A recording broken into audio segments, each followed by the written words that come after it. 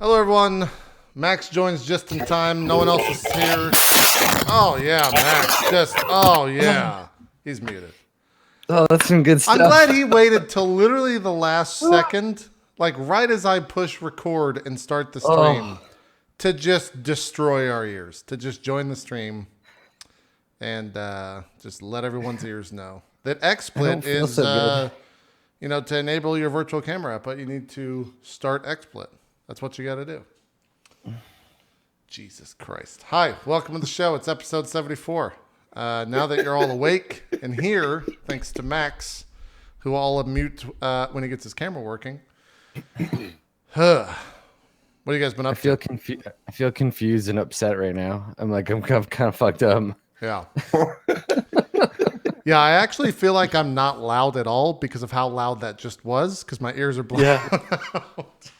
I don't know what just happened. Yeah, that was kind of crazy. I prefer the hurdy-gurdy to that. So. Is it better now? Yeah. Yeah. Good. You're good, bud. Yeah. There we go. Anyways, hi. I miss Amish Max. Amish Mike? I Amish don't. Mike, that's what it was. Yeah. I don't. Yeah. I'm very happy not being that. Yeah? Are you? That's good. Mhm. That's good. Where to begin? Dan, did you finish Pillars of Eternity 2? No, I still got a lot to go. Okay. I finished it. I just stumbled upon the main quest and was like, I'm just going to keep going down this path. And then it was over. So I don't know if that game's deceivingly short or I just went down the right path and was at the appropriate level to where it was fine. They probably want you to like fill in like in between each main mission like 1,000 side quests and then Yeah. I have a space new it out. Yeah. I have a new tactic for that game because I was right at the point where I was like, all right, if I'm still not having fun by the end of this stream, I'm done playing it. So what I'm going to do is I'm just going to do whatever the last NPC I encountered told me to do. And if I run into another NPC that's like, go do a different quest, I'll do that instead. Fuck it. I will just do whatever anyone says. And it was great. I just stopped thinking. It was like, oh, you want me to go to a temple?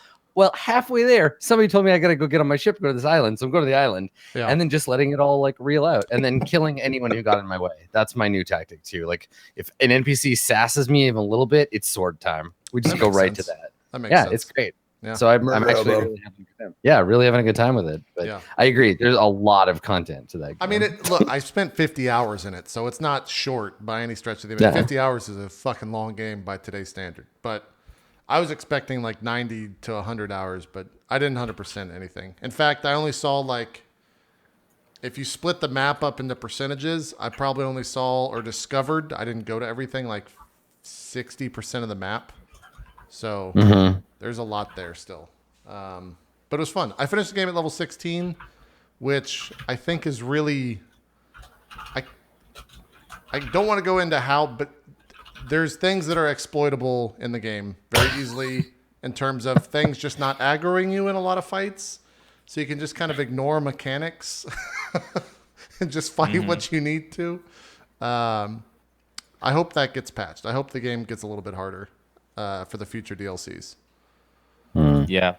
It's once I hit around level 10, it started getting really, really easy. Like not very rarely did I come across anything that gave me even remotely a challenge. Yeah. Yeah. There's a couple fights towards the end that gave me, like I had to I had a pet. I got really upset, like to the point of I wasn't going to finish the game. I was just going to stop playing towards the end because I got a pet that was an actual troll. Like it was a troll in game and it gave like +1 resolve or something like that. It's like, oh, that's a useful stat. Let me go ahead and keep using that. I got into a couple fights and I would be, 40 or 50% of the way through the fight. The mob would almost be dead. And a character would just die. Not like go unconscious, but just die. And I was like, what the fuck? I'd have to reload. So I'm in the final like boss fight. And my character just keeps dying. Like the main character just gets one shot and dies. Like, is this a bullshit mechanic? Is this a bug? I'm going to quit. Some of the chat's like, if you have that pet equip and someone dies, they're dead. They just die. That's part of the pet's troll because it's an actual troll. So you have to unequip that pet. And so I was pretty upset when that happened, but I'm glad it wasn't a bug. So that's what I've been playing the past week. I played a little bit of State of Decay 2. I'm curious because, Max, you played the co-op last night. That is a bad game to play co-op from my point of view. What about yours? Yeah, and I can't give you a review. Oh, you didn't even get it started? You couldn't beat the Xbox no. boss? It's like a weird area because I can't, right? Because part of the agreement to like play it early is to not really give any sort of like reviews or whatever. But I will say, yeah, Oh, co-op is it's a little, there's a little bit of work that needs to be done there. yeah, it's pretty rough. But when you do have it working and going, then it's like a couple hurdles. Like the first one is connectivity, right? And I feel like that's pretty obvious. Like I don't even need to say that. People that have just watched streams know that. Once you do, it's the weirdest thing because you have to turn on your Windows firewall if you have it off. Yeah, apparently. that was running into yeah. Usually it's the other way around. Waffle fixed his issues by turning it on so he could actually join the games. Yeah. Yeah. And then once you do that, I actually had to mess with some sort of firewall setting because it was like server connectivity blocked, and then I had to go in there and then change something. I like opened up the command prompt and enter in a string of codes and whatever, and then it worked. But yeah, no, there's a little bit of desync that we had happening. But overall, I mean, I still had fun because it's just the people I was playing with, and I like State of Decay. I played the first one, and the second one is more of that kind of stuff. But I still don't know the specifics of how like all the loot and all that stuff works. I think you're kind of just there to support the main guy. I know that the save just goes on the hosts. It shares the loot amongst everyone. Yeah, we were slowly kind of figuring that out, but there was also like some weird glitches that were happening that stuff wasn't working or loading properly. Yep. And then we just redid the server and it was fine. But yeah, I just couldn't tell if it was, something that was limited. But I think, you like share loot, you have your little supply cache. So that's cool. You have your own little nuggets of stuff that you collect. Yeah, it's pretty rough. We played about 6 or 7 hours, and the only one that I felt like was playing the game was the host. Like, I think it's a single player game. It's fine. I think Dan can attest to that. He's been playing a bunch of it. I think you're. Yeah, it looks like it runs real great single player, and you have the game actually ran fine for me. It's just when it becomes, like you're saying, multiplayer and you have to like join their server and all that could use some work for sure. Yeah. Dan, how's the single player of it for you? It definitely feels like a single player game, like where they just tacked on co-op to have co-op. It doesn't like feel like it's baked into the mechanics of the game at all to have a co-op system. Yeah. The way they share loot and split it and stuff, it just feels better as single player. But it's nice that you can play with your friends because you can do anything with your friends, and that thing becomes more fun just because your friends are around. Yeah. Well, maybe. Well, most things. Yeah. I had a lot of fun just taking two cars and ramming it together and watching the physics kind of be fucked. Yeah, there's some weird driving with physics in that game. Yeah, it's pretty funny. There's a couple desync stuff that we had where it was just like the car just flying in the air. Yeah, if you're driving in a car and you hold mouse 1, it like opens the door, right? Mm-hmm. So if you have 4 people in a car and you're all spamming that, eventually the server desyncs. It's just like, all right, I've had enough of your bullshit. You're killing the server. And everyone starts going in different directions. And so like we were doing that, and I ended up in one corner of the map. Waffle was in another corner of the map. Shorty was still driving the car like it was nothing. And Lyric was just straight up in the sky or something like that. And then we all got DC'd. So, yeah. Perfect. It's it's pretty interesting multiplayer aspect. But the single player seems fine. So, yeah, I don't know. Well, I'm curious to see what when that goes. That goes live this Friday, right? When is that out? I believe so. Yeah, Friday. Yeah. I'm curious to see how. Review embargoes lifted today, and some sites are giving it like a 4 out of 10 and stuff. Really? I didn't see that. Okay. I think it was Eurogamer that gave it 4 out of 10. Jesus. What I'm hoping that will happen is that they'll see from the streamers and people that are playing it, and the general kind of populace playing the game and seeing the issues come out. I'm a little concerned on how they didn't see them, but maybe that's one of those things. I don't know their network framework and how all that works. I'm not a dev. I'm not somebody that, I can only just speculate based on what I know of other games. But hopefully they patch it. Everything's fine. Everybody's happy, Yeah. We'll see. I just like State of Decay in general. Like I really like that type of gameplay and it's mode. a cool, it's a cool idea. I don't know if they necessarily delivered on that idea this way through, but we'll see how it goes once everyone else gets a chance to play it. And I'm always interested in seeing what the zeitgeist is around a game at the very beginning. And also, without naming names, man, for this one, there's so many people that just real mad, got poopy diapers for not having a copy of the game. And I get it. Like, I get like being upset at influencers for having a game early. I've been there, man. I've been there. Like, Yeah.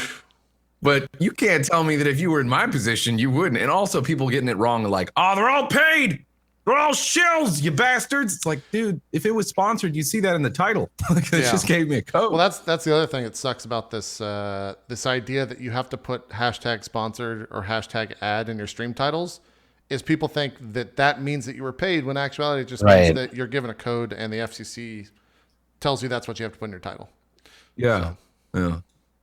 I thought everybody knew that, but apparently not. That's the thing that I didn't like about the whole FCC thing. Like, we have to disclose ad. People, when they hit hashtag ad, have now made that association that I knew would happen, that of like, well, anytime there's an ad there, it means they're paid. It's like, no. Well, they kind of said we should put ad in. That's why I'm just like, thanks for the free copy. I don't put hashtag ad because there needs to be a clear distinction. I say thanks for the free copy, yeah. Yeah, thanks for the free copy. Shout out to we're going to end up in jail for... soon, Max, is what that means. Yeah, it's one of those things. It's like so many things about broadcasting is there are things where you play chicken with getting in trouble, right? Like streaming Persona 5. It's like, okay, I could stop. I could not do it. That's cool. But I'm going to take a calculated risk and I'm going to just head on with Atlas and we'll see what happens. And there may be a time where you're like, nope, it's just not good for the stream to put hashtag ad or hashtag sponsored. And you get that phone call or you get that letter that's like, time to pay up, my friend. You just got hit with a fine. But I mean, there's just so many of us doing this stuff that, like, you know, eventually they'll have to just start going after people, or they're going to have to be like, you know what, never mind. They're either going to be like, never mind, or someone's going to have to be an example. Exactly. Yeah. And then you got fucking, like, you know, the thing that pisses me off is that all like the other forms of media are not subject to this. Like when it comes to Twitter, like Jimmy Kimmel can have some clearly paid, you know, like sponsored thing on YouTube or on Twitter or whatever. And they don't have to say shit. It's just like, well, it's Jimmy Kimmel. We don't, you know, he's just whatever. Yeah. That is what they sound like. You're right. That's true. That's what the I mean, that's what I imagine every single, you know, person. I'm going to choose my words carefully. At Jimmy Kimmel's show, definitely not the FCC. Sound like. Wink, wink. Yeah. Wink. Conan O'Brien is just a big gamer. He plays them because he wants to. Yeah, that's true. Yeah, you never see a hashtag really ad or into bad hashtag mobile sponsored games. on any of the Clueless Gamer stuff. Never. Ever. And you know, like doing brand integration enough times in this industry, like you just know in general, like there's just certain things like red flag. Like, it's pretty obvious even if you haven't been in this industry, but just it's so funny how they're not subject to the same rules, even though technically we're smaller fish. You know what I mean? In terms of what we're subject. I think subjected to. I think a lot of this is getting better, not better, but more focus elsewhere outside of Twitch. Like obviously, I think YouTube has a lot more people with their eyes on that kind of thing from the FCC. Instagram got hit really hard with this kind of like, you have to say it's an ad, because people were posting like Instagram pictures to their hundreds of thousands of followers of like them and their new mattress that they got for free and were paid to post about. Twitch less so for now, but it's basically they're just taking their approach. The FCC is taking this approach and they're just applying it to everybody. It's true. This is Drop Frames, by the way. Welcome to Drop Frames. Yeah. The pre-show is slowly turned into Drop Frames because none of us do anything exciting. We just work and stream. It's impossible for it not to be. I've already talked to you guys about shampoo. I've already talked to you about what you've been eating lately. I mean, where else do we go? What else is there? There's nothing else.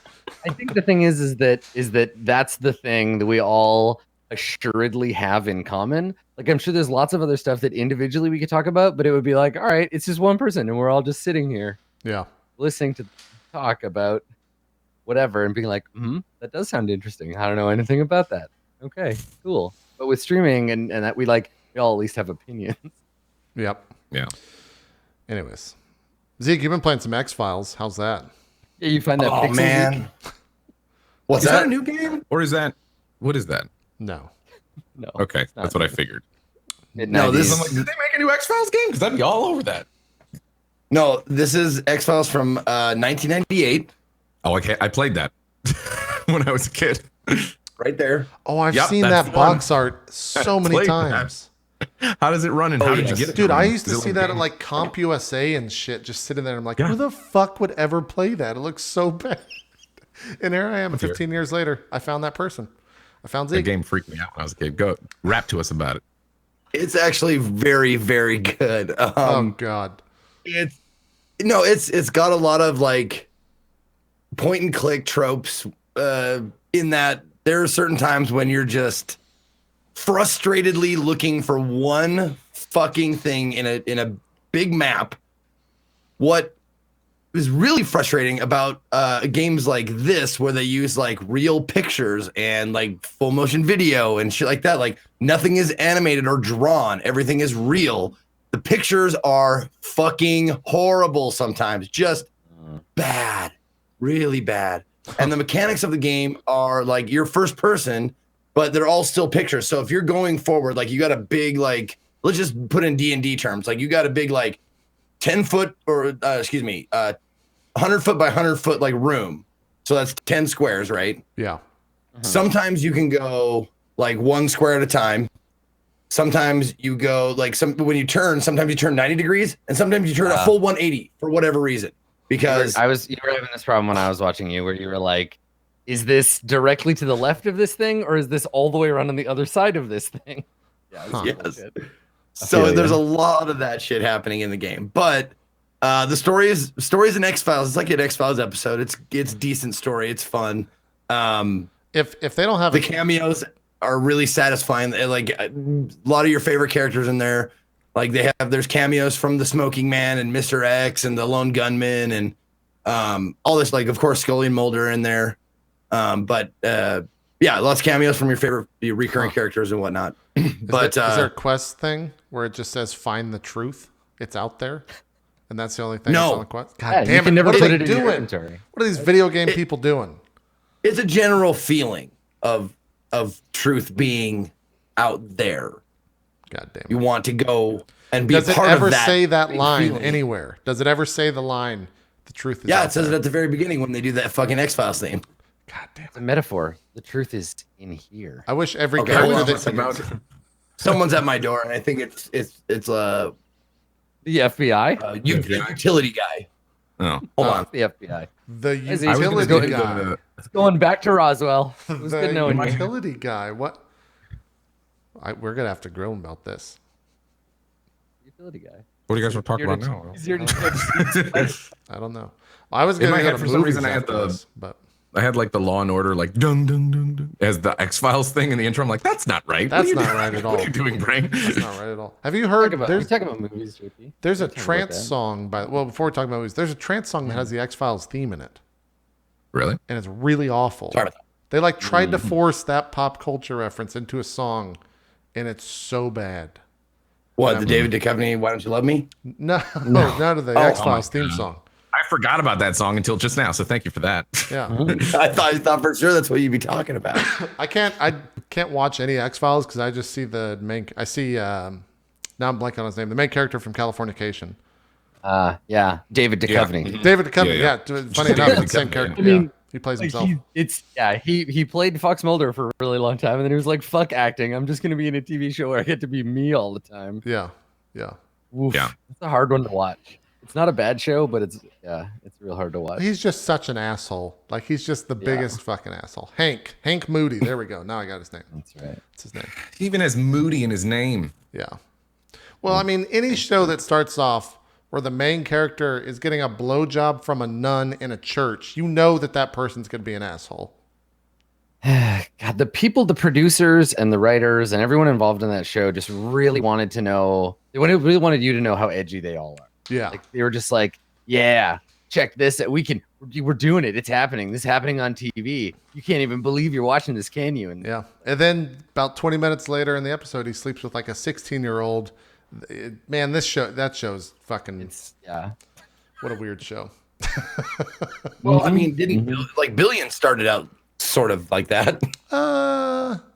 Yeah, but Billions, you're just distracted by their odd song choices the entire show. You're just like, why is this song playing right now in this weird scene? That's all I remember about Billions season 1. Is none of the music made sense. It was a good show, why. but none of that. Oh, Brandon interesting. integration, JP. What? They paid for that Apparently. song in the show. Maybe. Apparently, Maybe. Tom Capino's the guy that did Californication is the showrunner for Lucifer. That makes sense. Well, that show got canceled too this week. So Good. You didn't Fuck like- that fucking show. It was terrible. Aaron and I watched all of season 1 of that when it first came out. Which show? Lucifer? Yeah. Yeah, Yeah, it's really bad. Never watched it. It's it's really a bad. Sandman spinoff. Like it's based on a comic, It's and it's like a Sandman it's a spin-off Constantine. of a spin-off. Yeah, Yeah. right. It's from the Sandman, Lucifer's character in the Sandman series, and then he had his own Okay, so like he had his own series of comic books that were not written by Neil Gaiman, but were really pretty goddamn good. Like I read the entire like I don't know 8, well not 8 issues, but 8 trade run, Right. which is like 4 or 5 issues per trade. But it was a good series, and they kept to the style and the attitude of Lucifer from Neil Gaiman's Sandman. Sandman. And then they made the series, and I was kind of excited about it. I was like, yeah. A lot of people were. And then I yeah. watched it, and I went, no, no, no. Yeah. Whereas when I watched The Preacher, I went, oh. Yeah. Right. Preacher got, I mean, this is an odd statement to say, but Preacher got weird in the TV show. So Preacher. Like, and I know what the Californication- comic is about, but like the TV show is just kind of like, this isn't even like weird this is weirder than the fucking comic for Preacher, which is obviously just a bizarre show. It's weird. Preacher and Californication both have that same feeling for me of like, look how edgy and weird we are. But I think Preacher had to try to ramp it up or do something different in the show because it was like edgy and weird for the early 90s. And going back, you're kind of like, there's some really weird stuff here. But the general level of weirdness needed to be, I think they thought, at least the producers thought, were like, no, we need to make it weird, but for like a TV audience in 2018. Yeah. So I don't know. Yeah. I've been I don't watching The Good Wife. There's a new episode of Westworld, and I haven't watched it yet. I haven't Oh my watched that I forgot yet to watch either. it. I forgot to watch it last night. Oh no! I haven't watched it yet either. I like to binge that. That show is best binged. I'm gonna do it twice. I did this for the first season. I'm gonna watch every episode as they come out. Then I'm gonna go back and watch them. It's so hard to do that because they jump around so much that anytime they answer a question, 5 more pop up. It's really annoying. It's like the worst way to watch TV. The Good Wife, though, is great because it's in that entire episode. There's very thin lines between each episode, which is good. But it's at the end of the day, it's a courtroom drama. So, I don't know. Dan, are you watch anything? You still on that Roseanne train? Is this season doing it for you? I remember you were super into that. I started watching it too. Yeah. I've only watched the first couple episodes. I'm waiting for them to like get them all out. Then I'll watch them all at once because I hate having to wait. I can't stand waiting. Yeah. But it's definitely different. It's from the previous show. Like Roseanne's a big conservative now, which is like a big change. Right. Because she in real life is a conservative now. Yeah. The actress. But yeah, it's still funny. It still touches on modern stuff, but they all feel like they forgot how to act, and their characters are kind of like flatter than they were in the old seasons. But I think they just gotta like get back into their characters, which will take like a season to get back in there. Makes sense. But I think it has potential to be good again. Yeah. Yeah, I haven't watched any of it. I saw like all the controversy and stuff, and I was like, I don't feel like watching something political right now, so I'm gonna stay away for a little while. First episode has some Trump versus Hillary stuff, and then Jesus. Well, the second season is the second episode goes away with that, and they start going back into just real life problems and family stuff. huh. Yeah, I've watched I think 6 or 7, however many they have out now. I've watched like 6 or 7 episodes of it, and the first episode seems like a ploy because the rest of the episodes like it's back to being like Roseanne, and then not just like, hey, we're back. Here's some attention grabbing shit. Okay, we're gonna do the regular show now. Yeah. That makes sense, I guess. Do you watch anything else, Dan? I just finished rewatching all of The Office. It was fun to watch that again. I've never sat down and watched The Office. I've never watched Arrested Development. I've never watched Parks and Rec. I've never watched like a lot of these huge shows that everyone quotes nonstop, and I'm just like, yeah, I love that character. Woo! And I recently went back and rewatched Arrested Development like all the way through because I guess there's another season coming out and they're recutting season 4 because it was filmed in a really weird way. But it doesn't age very well. Arrested Development, like I would almost say, you could probably give it a miss at this point. I went back and I watched it, and like bits and pieces of it are good. Other things, I was like, wow, I forgot this was in the show. This is bad and not good at all. Parks and Recreation's pretty good though. I would say that one holds up pretty good. Yeah. What were we gonna say about The Office, Dan? The Office is an easy watch because like it's only 22 minutes. Each episode can be watched out of order. There's very few storylines that carry throughout the whole seasons, like Pam loves Jim, that kind of thing. Yeah. But it's easy to watch. You just watch them in like back to back really quickly, and it's lighthearted and funny. Maybe I just need to sit down and like binge that shit one week. We'll see. I don't know. The first season's only 6 episodes, so you can get through the first season really easily.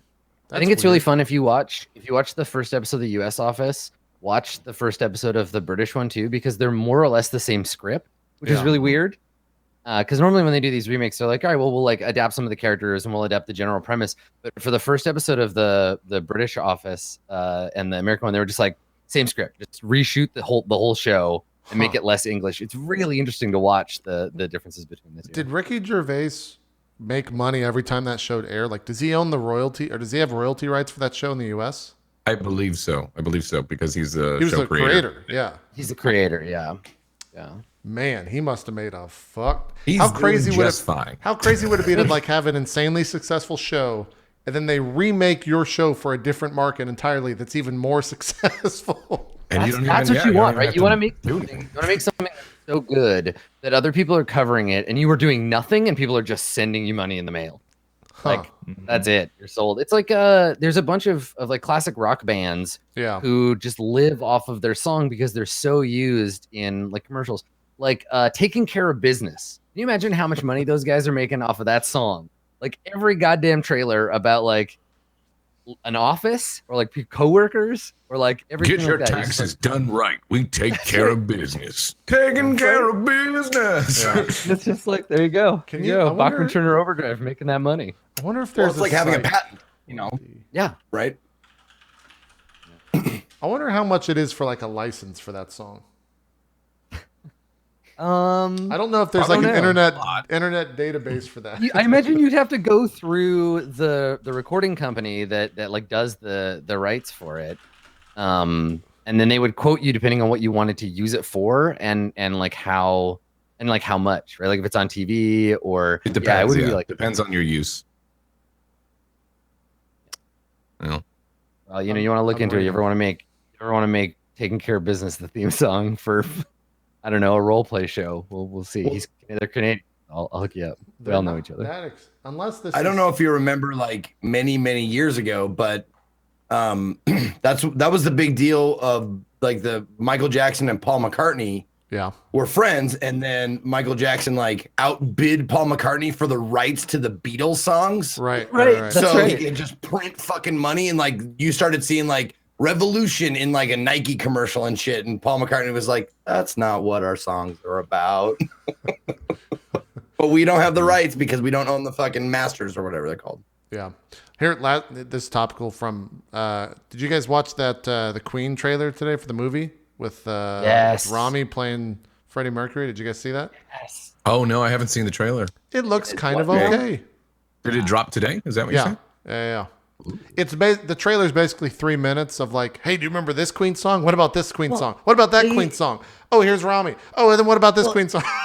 Yeah, the thing they did with it was they made this, the soundtrack is this weird thing where it's like the bass line from one song with the lyrics from another song, and then it kind of like shifts. It's this weird medley thing that I found both really interesting and also like kind of horrible to listen to.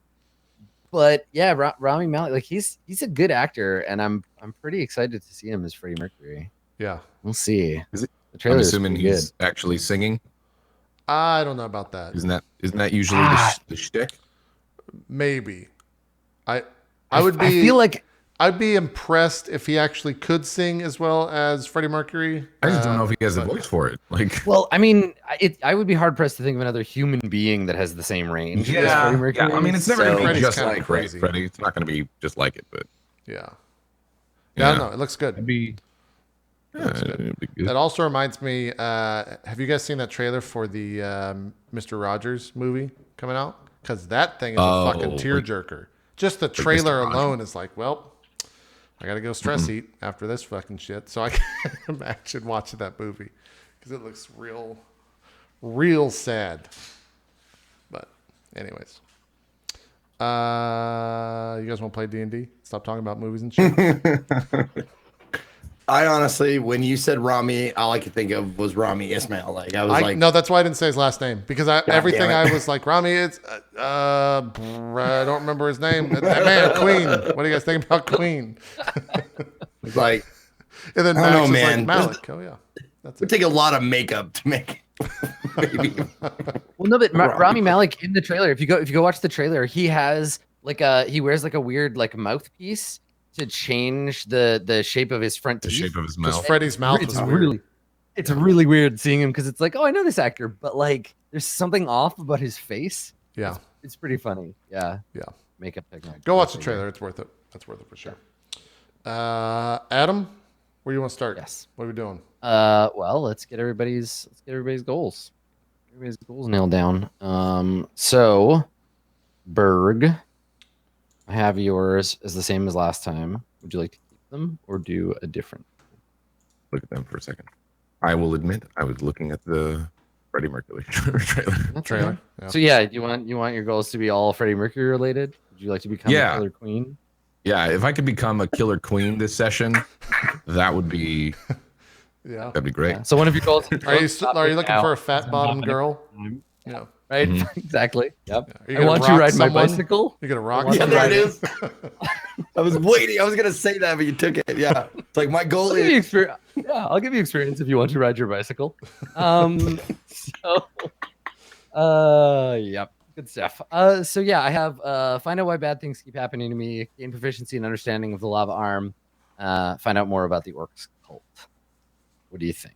You want to keep those? You want to do something different? Let's see. Right now, we're talking to the person. You guys are going to start with. There's actually some really interesting stuff that's going to happen at the beginning of this episode. I'm realizing. Interact with Orc Cult. Yeah, because that one's going to stay because that's definitely still something we want to do. Learn with the armor. Yeah. I guess so. Fair. Fair. To be fair, Chet's got a good one for Berg that is queen is it? related. I want to break free. It's Berg's theme song now. I like God damn it. it. Good work, Chet. God damn it. Learn my bad. Yeah, like it's Me. just I a want to question of break whether you think what you think you're gonna be doing this sesh or not. Yeah. What do you want to do today? That's the big question. Are you still talking to me here? Yeah, dude. Or do you want to keep your goals? Yeah, dude. All right. Come back to me. I'll think about Okay, it. all right, that's fine. I know we all say this, but come back to me. Okay, that's fine. So Ramus, you have a clear slot, and you have two that are here from last time. So do you want to find out about Tulpa or the elves from the City of Brass? Still interested in them? I want to change that one to find out what Sully learned from the creature about in the crypt. Okay, cool. From Itihas. Okay. All right. And then you want to retrieve something valuable for yourself from the Devil's Vault? Yep. And then find out why the orcs are worshiping Berg. Okay.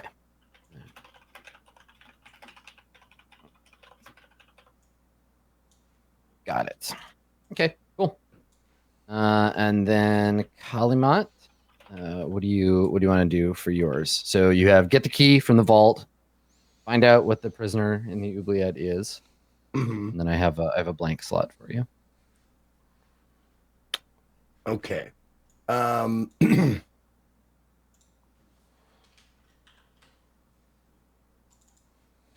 Let's see.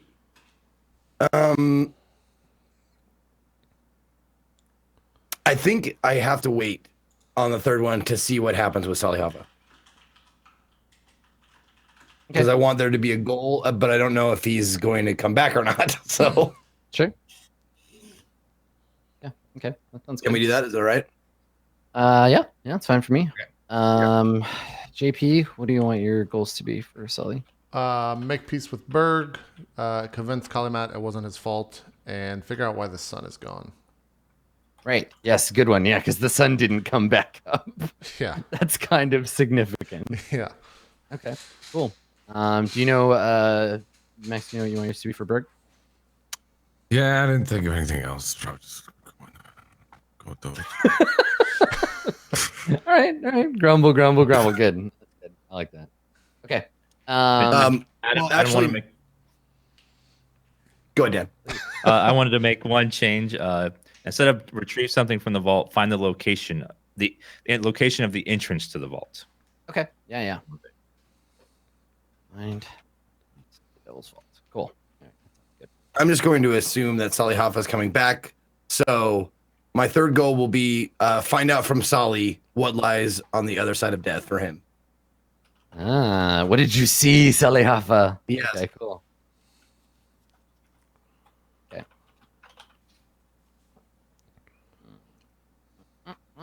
Okay, cool. All right, so when we begin the episode, we fade in on this episode on not a scene featuring any of these characters. We're somewhere else in the city of Brass.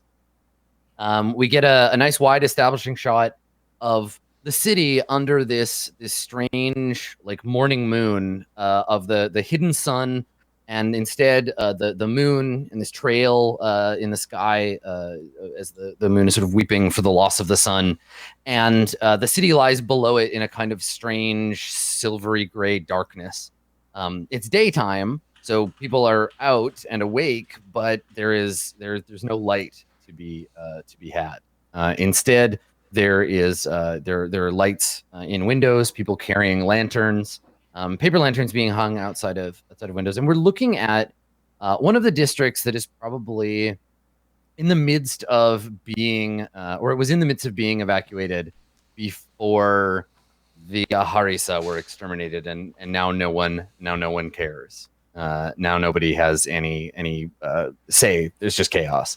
So in this district, people are trying to like survive. They're trying to just like keep things going. The next district over, we can see the faint, strange glow from the ziggurat as the Farang slowly move uphill, consuming and repurposing the city as they go. And up at the top of the mountain, we can still see the glow of the fires burning in the temple district. So there's smoke kind of gathering up in the dark sky. We fade in on a sort of like an intimate kitchen like scene. So there's a long wooden table, and on it there is a breakfast sort of being set. There's a bowl of rice. There is some fish set out. There are chopsticks and plates set around the table, and we can hear in the other room. We can hear the clattering of someone cooking dishware, and someone is like humming or whistling to themselves. We can hear them sort of tunelessly entertaining themselves as they work. We fade across into a scene in this kitchen, and there is a man who is wearing just like regular like townsfolk garb, nothing special. He's wearing a pair of sandals and a cloth kind of wrap outfit. His hair is tied back, and he's taking scoops of rice out of a big wooden rice bin, and he's making like rice, setting them on a plate. And he picks them up, and he turns and he walks into the kitchen. And as he goes, we stay in the room, and we can see there's a door, not the one that he left to go out into the dining room, but this other room. And there is a pool of slick, shiny, dark red blood seeping under out from under the door. So you can see it on the floor, the stone floor in the kitchen. So he walks out into this dining room, and he places a ball of rice on each of the 4 seats, and then sets the tray on the table, and he sits down, and he sits down at this empty table, and we see him put his hands in front of him, and he mutters something in a language that we don't get subtitles for. He just mutters to himself in this language. It's a prayer of some kind. And he draws from his belt a stick of incense, which he lights from a candle on the table, and he sticks it into the ball of rice. And then he takes from his belt, he takes a long knife, which he then jams into his neck. There's a squirt of blood. He coughs a few times. A peaceful look comes over his eyes, and he falls forward, and we hear the bang of his head hit the table, and the plates rattle. And then we fade out and crossfade over to the temple district. So we can see the temple district is dimly illuminated by the burning temple of the sun. We can see the tower, its doors shuttered, looming over all of the other temples, almost like a vulture, right, watching over corpses or soon to be corpses. And then at the back of the temple district, we see the humble water garden of the temple of the star. And that is where Ramus, Berg, and Kalimat, you are preparing for a ritual. So I think, unless there's anything that the three of you have that you want to do before this happens, I think that can be the scene. Unless there's like a conversation before any of this happens that you want to have with each other about it. What do you think? No, you don't think so? There's nothing you want to say to Raymond? I think the last time we left off, it was like pretty much like I have to talk to Sally. I can only bring him back if he wants to be. Yeah, exactly. So that's kind of where we left off. Yeah, there would have been time for the priest to prepare ritually, so to prepare robes and to so there's a little bit of so there would have been a few minutes. It would have been like, all right, I will prepare the body. So I just want to know if there was anything else that the four of you or the three of you wanted to do.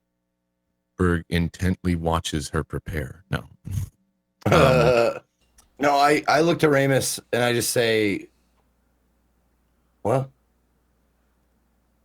do you think he wants to come back? He is a seeker of knowledge, and if he gets a peek behind the veil and sees something that he likes, maybe he'll stay there. Who knows?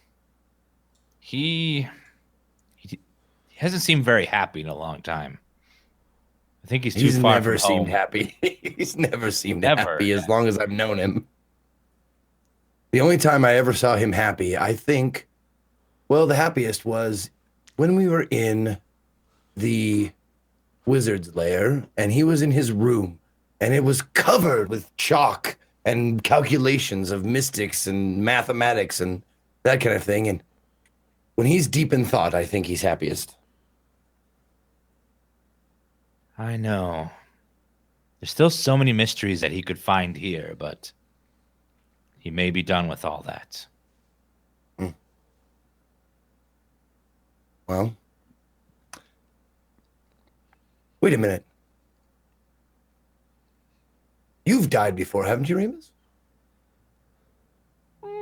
Yes.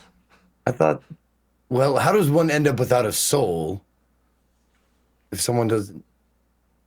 You might be. Are you dead now? I've never actually asked you about this and worked out the logistics. Are you technically dead right now? That's what's been bothering me for years now, is according to what the gods teach, I shouldn't be here. Yet I am. And I go up and I do the fucking Ghostbusters like right here on him. Yes, and still here. I feel, I eat, breathe. I think I'm not undead. It just makes you wonder about the whole thing. If this isn't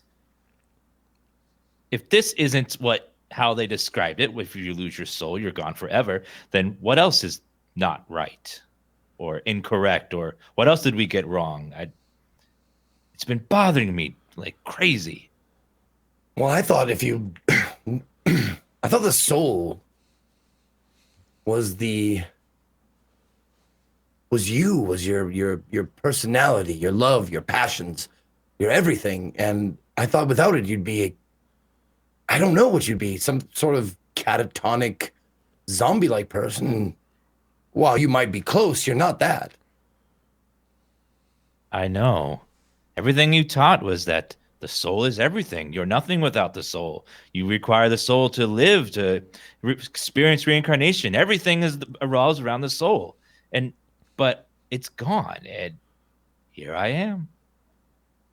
It doesn't make sense. Well, what I don't understand is maybe you can help me with something I've been pondering over and don't get a chance to ask a lot, and I wanted to know your opinion about it. Souls get reincarnated. We know that. They go on the wheel once you die and they go into something else. But there are more living beings today than there were many, many years ago. How does a soul get created? Because there has to be a creation of a soul since there are more people.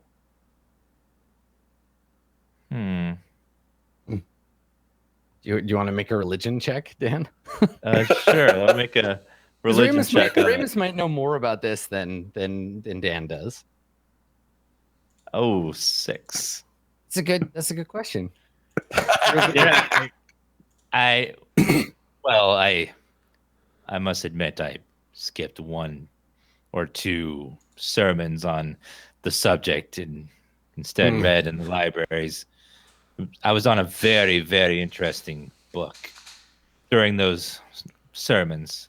So I can't. Another priest might be able to help you. But. Smash cut to like Ramus as a youth, like sitting on a raft, floating down a river, reading a like a dirty woodcut. No, I was just going to ask Berg. Berg, what do you think? What do you think about souls and that kind of thing? Berg kind of like looks at you guys like real confused. Like he's just been trying to follow you, what you've been saying. It's like, I don't really know. I don't even really know what a soul is. Yeah. Do you? No, that's the thing. We have someone who is without one, and he behaves like, well, practically any other living being. He has wants and needs, and he goes for them, and he's not like, he doesn't put off an air of being dead or anything. So what does a soul actually do? That's the question, and that none of us have answers for. Just wanted to see what you thought, if you had any thoughts about the subject. Does this Berg have a soul? A surplus. I'd imagine. Yes, even the orcs have souls, but maybe not the nicest of the bunch. Well, mine appears to be different. We've seen that. Yes. There seems to be a taint on your soul. Something that makes you, I don't know, hated, pursued by evil and the wrongs of the world. It's very strange. And then there's the trooper. Also, don't know if he's in my soul, more just in my body. I don't know. There's a lot of things that I intend to find out as I'm rubbing the key under my that's hidden under my shirt. Right. The ivory Yeah. key. Mm-hmm. So yeah, I think that you hear the ringing of a brass gong in the other room. Three short rings of the gong to call forth all those who wish to bear witness to the ritual. So I presume that the three of you leave the antechamber and go into the ritual room. Oh, absolutely. Mm-hmm. Okay. So again, this whole place is lit by candle and lantern light in a kind of like dull, like saffron color, like yellow orange, because there's no natural light anymore, and there is an open area above, like a moon roof, essentially, that they've pulled open, where normally you'd be able to see the stars, but it's the middle of the day, but there's just darkness above. There is a warm breeze blowing through the place, and the smell of both ritual incense and then below it that kind of ambient copper and ashes smell that's been in the air in the city for weeks now. In this room, there have been arranged. There's a dais. There's a sort of pedestal in the center of the room, on which the veiled body of your friend Sully Hoffa lies. Sully Hoffa is covered in a thick white veil. White is a funereal color in this world, and so there's this thick white veil, and then at various places on Sully's body, on his shoulders, the center of his chest, over his stomach, one on his head, there are stones covering his like chakra, basically, and aligned around him in a circle, pointed. Some pointed up, some pointed at the floor, some pointed at Sully, are a cluster of maybe a dozen or so hexagonal mirrors. So the mirrors reflect the light. They reflect images of Sully's body in repose. And they're all laid out. And it's very clear that this is either a funeral or a summoning or something. Something strange is going on here. And you walk into this ritual space.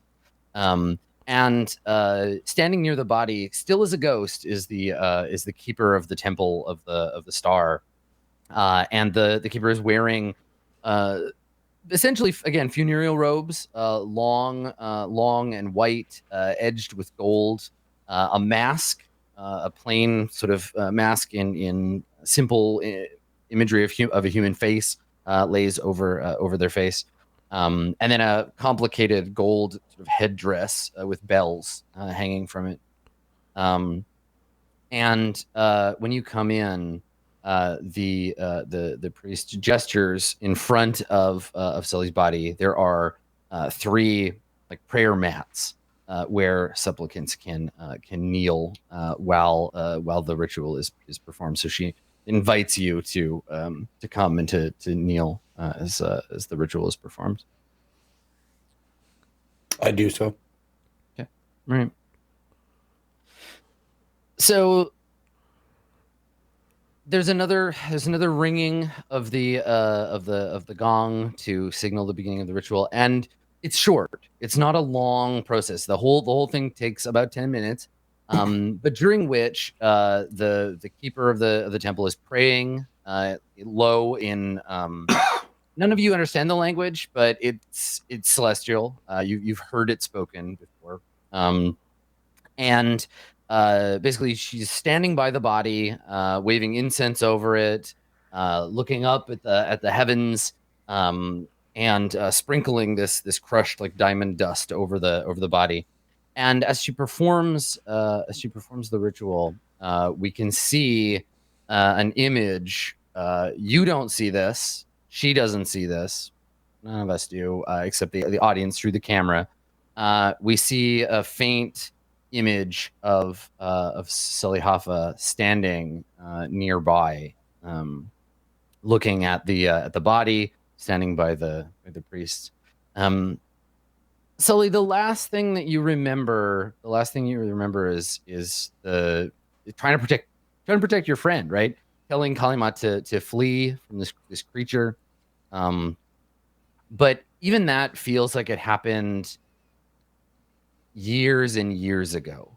It feels like you're remembering something that happened recently, as if with the nostalgia of a lifetime, and you can see these people. I don't think you don't feel the same sort of visceral like kinship you felt with them before. In fact, you don't feel much of anything. You feel a sort of general, vague sense of being in the space and being part of this ritual.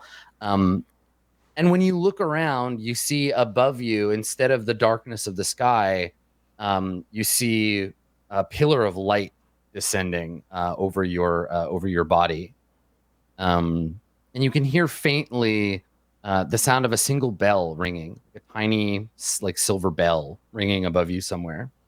As the ritual comes to an end, or comes to its sort of its conclusion, the woman blows the remaining dust of the diamonds off of her hands into a cloud that sort of settles over your body in repose. And I think, again, looking at it, it doesn't feel like your body; it's just a body. There is a corpse on this pedestal. And I think that you have this sort of this last moment looking on your friends, and you hear the faint ringing of the bell, and you can feel your soul being called away. What do you do? There lies before you a choice. The door is open. You can walk through it and return to your body, and to this city of fire and ash and ruin. You can rejoin your friends, or you can let go and let your soul ascend to heaven and to judgment, and to the ongoing mysteries of the universe. What do you do, Silly Alpha? Is there there's no hell in this, so I made it to the good place? Yeah. So I mean that's the thing, right? Is there's no that life is the punishment. There's no hell. It's just, did you learn? Like, this is going before the dean and having the teacher say like, okay, let's see how you did this year, and then you return and you get reassigned and then you try again. Okay. Yeah, I step into the light. Okay. All right. So you feel everything sort of start to fade. The scene, the lighting in the scene goes brighter and brighter. The ringing of the bell eventually becomes all you can hear, and everything goes white, so we can't see anything. We just hear this like ding ding, so the ringing of the bell, and then we fade to a beautiful like a garden. There are plants growing all over this beautiful white ivory, these ivory structures. And in the center of this garden, there is a white ivory pedestal, and on top of the pedestal, there's a reflecting bowl of water, and hanging over it is a little silver bell that's ringing, and we hear again a voice speaking in Celestial, but we get a translation. We hear someone saying like, okay, I'm coming, and we see a figure that looks like just like an old man, except that he has like paper white skin. He's totally monochrome. This paper white skin old man, like long mustache, comes walking in through the garden, and he like swats it at some brush to get out of the way. And he walks up to the water, and he rolls up his sleeve, and he jams his arm into the water, and he pulls out a ball of light. We can't see much except that it's coruscating and there's like glittering in various tones of light. He takes it out, and from his belt he takes out a bottle, and he puts the light in the bottle, and he corks the bottle, and he takes out a stamp, and he stamps the top of it, and the stamp on the top of it is characters in Celestial, and we do get a subtitle for that says Salihafa Sunu, and he looks at it and he holds it up to light and he like shakes the bottle. He tucks it into his robe, and then we see him walk off. And we follow this old man, and we see him next in the hallways of a massive and busy building. We catch glimpses of the comings and goings of all sorts of strange creatures. Enormous, multi-armed, winged, angelic-looking creatures. We see Tianxi of all shades and sorts. We see a group of Genasi diplomats having an argument with what looks like a crystalline octopus. And all of this kind of flashes beside us as he walks past each of these rooms until he comes to looks like the antechamber of like an office or a library. We can see in the background massive, like unbelievably tall scaled shelves lined with bottles. And he comes up to the desk and he looks around and there's an empty chair. Nobody's sitting in the desk. And he looks around and he's like, hello? Hello? And he throws the bottle and we hear the clanking of glass as he turns around and walks away. And we fade over to a pile of bottles with little glowing lights in them, maybe like 30 or 40 feet tall, just piled up at the back of the room. So we see this enormous mountain of these bottles, and they shift slightly, and a couple of them like bounce and clatter down the pile. And then he walks away, and we crossfade back to the temple. And the priestess has just told you, we missed this part, but the priestess has just told you it's not going to happen, that he's gone. He's gone to heaven. His soul is returned. So what is the when we fade back to that scene, what's everybody's reaction?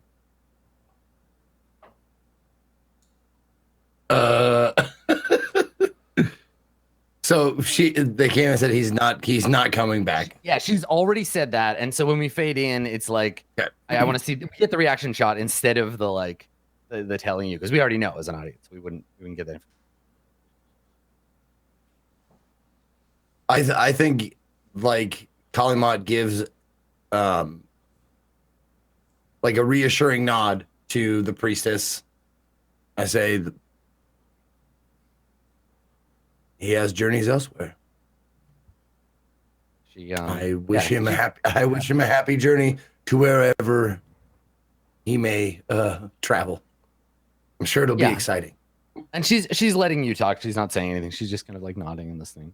Mm-hmm. Ramus and Berg, what are the two of you doing? He knows I cast a spell on him, right? We went to all this effort. We dragged his corpse here, and then he has the audacity to just go to heaven anyways. Well, is that the only time you can cast that spell ever? Or can you cast it again some other time? That is not the point. The point is that I cast it at all. Yes. Yes. Salihafa has inconvenienced you, and you owe him some ass kicking once you die and find him in wherever you go. Right. I'm going to reincarnate, and then I'm going to kick your reincarnation's ass. Yeah. Exactly. If reincarnation is even happening at all right now, which it's not. Heaven is having some problems. Yeah. Mm-hmm. Well, safe journeys to him, and I don't know. Do turtles have a funerary ritual that they perform? Like customary? I wonder. He never mentioned it. The priestess, the priestess says there have to be a few of his kind within the city that might be able to answer that question for you. If you were planning on leaving the city of Brass, there is a community of desert turtles. They move. You may be able to find them if you're curious. As I understand it, and she looks at Ramus, you still have several days. Mm-hmm. So what's Berg doing while everybody's yapping away about this?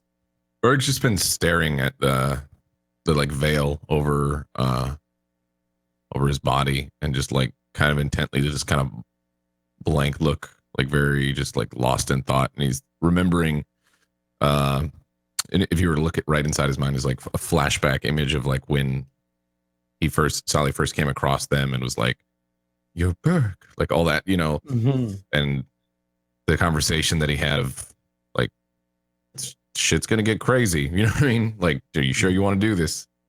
Yeah, and that's right. He's just remembering all that, like just the initial and that idea of like bad things follow me around, right? Like it's not Yep. going to end well for you. That's, if you spend that's time with me. repeating in his mind and everything. And as those kind of memories come to a head and to fruition, you just hear, if you're listening, you hear Bert go, "Another one."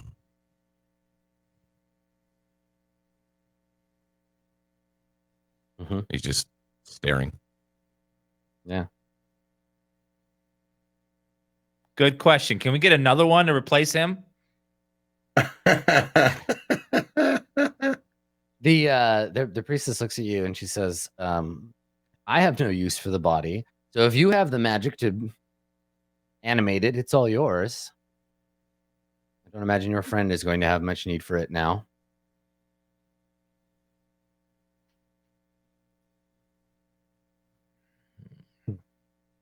Hmm. The body is just a shell. Right, but Also, with him, but you get what I mean. I almost laughed at that, Berg. That was very good. Right, because he's a turtle. I get it. Yeah.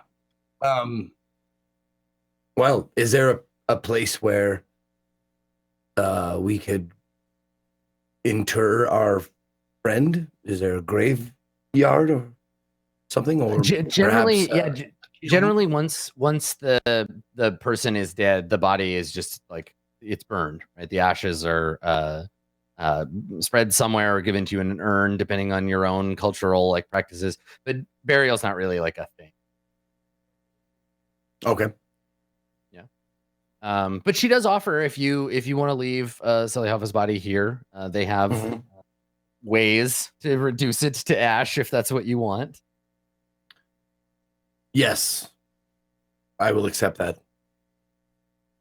Okay. I don't think that that Sally Hoffa himself would even consider the body anything more than a carrying vessel for knowledge, the soul, that kind of thing. It's weak. It's skin and muscle and blood, and nothing more. So, Yeah, she nods. She says, "So it goes. We will see Thank to you. it." Do you require any compensation for the time and the materials that you have spent on this ritual, even though it was his choice to leave? She says, "The pathways of heaven are infinite, but we here on earth do rely on resources. If you wanted to make a donation, it would not go amiss. But these are trying times, so." All right. Well, since I was closest to him, I will be gathering his personal effects. Anything, the grisly business of taking anything of value from his corpse might be a little indelicate, but it's a necessary thing. So I search. I'm sure Yeah, they I mean, like. you already have Yeah. all his stuff. Yeah, she Okay. hands you like his bag, basically. Okay. Did you have any gold on you, Sally? 48 gold. Oh, that's crazy. That puts me at 200 gold even. Nice. Ink, a quill, small knife, quarterstaff, arcane focus, scholar's pack, spellbook, a magnifying glass, 2 potions of healing, 10 candles. You find like a stack of paper. And if you thumb through it, or do you just toss it? Oh yeah, no, I go through like your spell book and stuff like that. The on the 20 stacks of paper is like every day. I would sit there and write what happened in the day and my thoughts on it. So if you ever like, like a journal. Yeah. So if you ever want to know what I thought about something, it's probably in there, and you can just ask me, and I'll tell you. Okay, yeah, I'll take that. And that is you like maybe you flip to the last page. It's last night or whenever it was with the god. Yes, absolutely. I want to see what you were thinking then. Well, okay. I guess you flip to the final page, and I basically just have like notes recounting everything that he said to me. And then off of those notes is like more questions that I should probably try to figure out the answers to about said thing. So in there is tulpa meaning thought form, that it's a super old word, that Mario Bavati needs something powerful in order to awaken. And then out to the side, I have Berg question mark. There's the God said souls aren't a thing. It's just something that someone made up. And next to that has like a line that says, this isn't the first time I've heard this. I should follow up with, or I should keep this from Ramus, but follow up with other people. And then at the very end, like underlined, it says, Dragonborn made a bad deal a long, long time ago, but no one knows what that deal was. Oh, shit. And that's why there's not very many of them. Okay. No, I have a feeling like I'm gonna flip through this from time to time. Yeah. And it's gonna be like Sons of Anarchy, like with his dad's like Ledger. his dad's writings. Yeah. Just gonna like every once in a while, you know. Yeah. And then 2 pearls and then a Geomancer's kit. So I probably just had like a bag of shit. Or whatever smells like the Geomancer's kit that you don't like. Yeah, a bunch of just like weird incense and mirrors and what have you. Yeah. The things that I, because you rattled them off pretty quick. The things that I found that were actually of value, of course, were the gold, the 2 potions, the spell book, the journal. Yeah. Did you have any like jewelry or anything like that? Nope. Okay. Pearls. Are they 2 pearls. like just 2 pearls? Yeah, yeah, they're exactly, yeah. They're used for identifying mainly. Like Ramus would know what they would be. Oh, okay. They're like material components. Yeah, not like a special gotcha. pearl, like a keepsake or anything. Gotcha. Okay. Yeah, I think they're worth 100 GP each. Okay. I So you're probably would have watched you use those pearls before, right? Do you think that's Totally. fair to say or not? Yeah. Okay. So I grab these pearls and I know, like, I asked Ramus, like, you're the only one. Ramus, do you use these, anything like this? And I hold up the 2 pearls. I've seen Sala use them in his spell work. Would you have any use for them in yours? I don't think I would, but Okay. I wouldn't mind having one just to remember how dumb he was when he cast that spell. If you don't mind,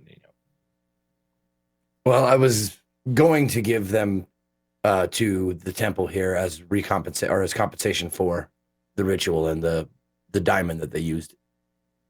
Oh, that's fine. You can do that. Okay. So I hand the pearls over to the priestess and I say, would this be a fair compensation for what you have done? She takes them and she looks at them and looks at you and she says, I will take only what you can give.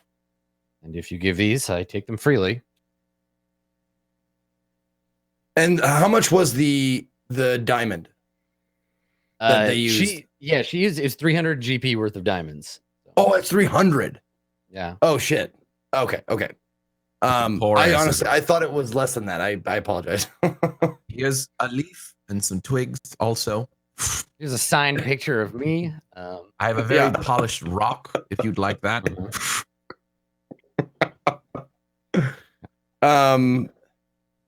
Let me see. It's cool. She's got enough turtle here to make jerky that'll last her for months, so she'll be all right.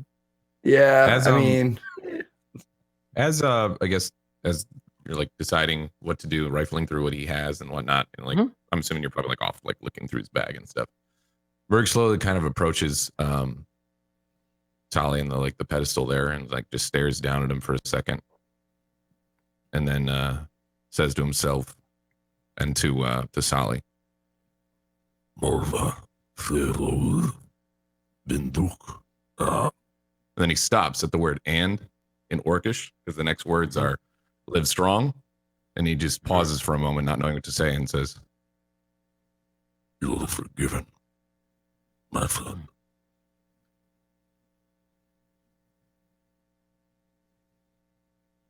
And then he backs up slowly and turns around.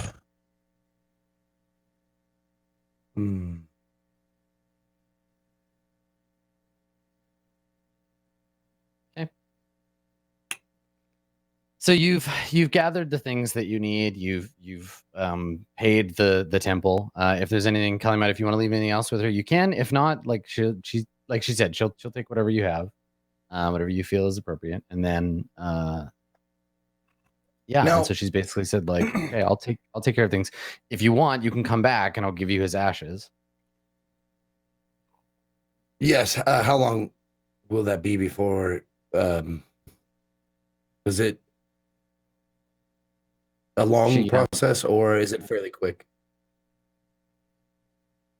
The process itself doesn't take so long, but we have others waiting first. Of course, I'd imagine. Yes. A week less. I'm not sure the city will last a week. Come Right. back in a few days. I will. If I'm not dead, I will come back to collect his remains. One way or another, you'll return to the temple district, I imagine. I imagine as well.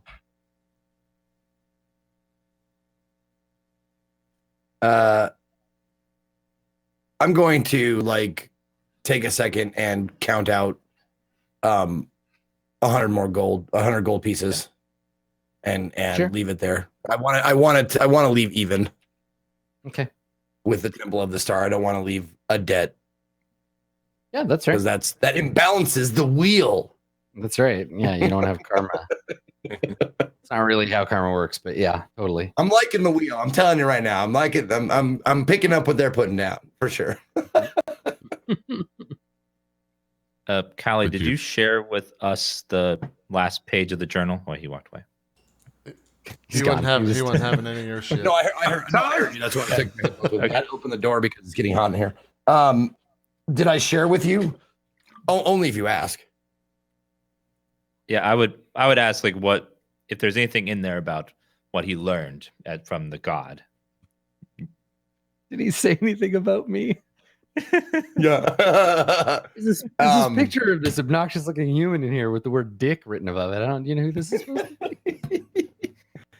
Yes, there's actually a passage in there, not about you, but most certainly pertains to you and what we were discussing just recently.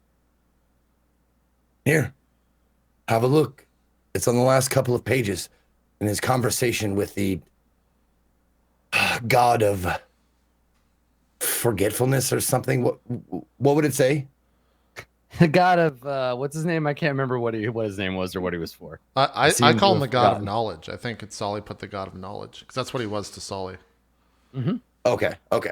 No, because you said it before yesterday or last time, Adam. You actually said he's a god of this, and it wasn't knowledge; it was something else. Yeah, I don't know that he ever made that clear to you, though. Okay, cool. Yeah. The god of forgetting. Yeah, see, forgetfulness, forgetting. I was right. Which is Anyway, the perfect. god of You knowledge. couldn't remember that. I know, isn't that weird? Also Um, ironic that Solly called him the god of knowledge. Yeah, I mean, to forget something, you have to know it first. Yeah. Yeah, so there's a section in there, like Sully Hoffa said, about souls, like the god saying souls not being real. They're just a made up fucking thing. And there might be like, yeah, I might have like taken a pencil out and like underline the section about the Dragonborn. Like the reason why they're not around anymore is because they made a bad deal ages ago, and I really want to find out more about that, and I think that's going to be like a long-term goal for me. I'm going to actually put that in there right now as my third goal is find out about the deal that the Dragonborn made. Okay.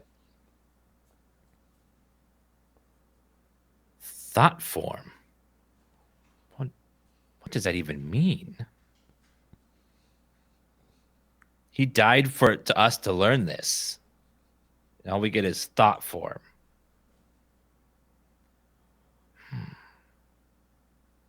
I look over the stuff. That's the only thing I say aloud as I'm skimming his journal entry. Okay, sure.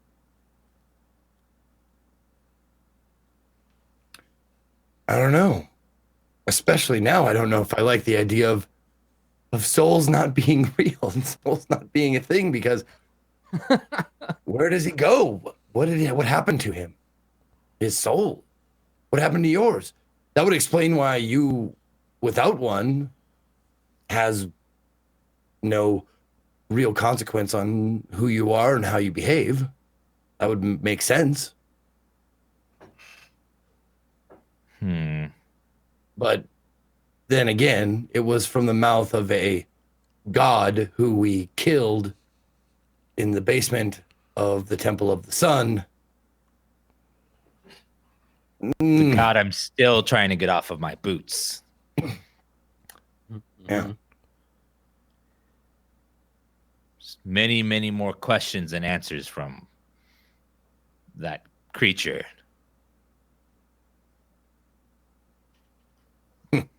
Was it worth it?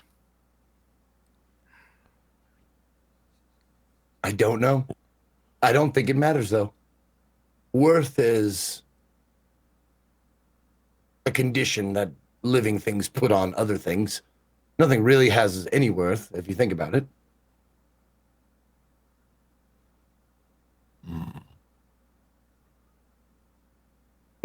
Just trying to. Berg's like mulling over what you guys are saying and trying to. Whenever you guys get like this, he just kind of like, maybe I get okay. Yeah. Well, I don't think there's anything more productive we can do around here. I say we still have something to accomplish. So let's accomplish that. Well, we are a man down, so I hope we run into some stranger along the way that can fill our party to the brim with. We pan up and there's some like very overworked looking like bearded celestial scribe hunched over a scroll who hears you and is like, God damn it, Ramus. Scribbling away on his pad and back down. All right. So to the vault. Yes, let's go to the lower districts. There's nothing else to do. We can't go back to the temple. And we took a long rest, is that right? We did. Before we did this. Yeah, I think we did a long rest before we did this whole thing, right? My Okay, stats reflect that we did.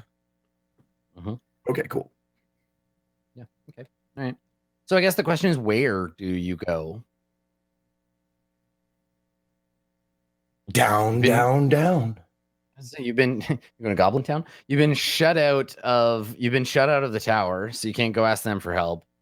You know that the Devil's Vault, wherein lies the sacred key to open the sanctum where the immortals live, is hidden somewhere in the Devil's Vault, wherever that is, down in the lower districts, which are where the Farang sort of first landed their invading force. The beachhead of this whole situation is down that way. It's also where the crawling chaos of the Mara is squirming about in the ruins.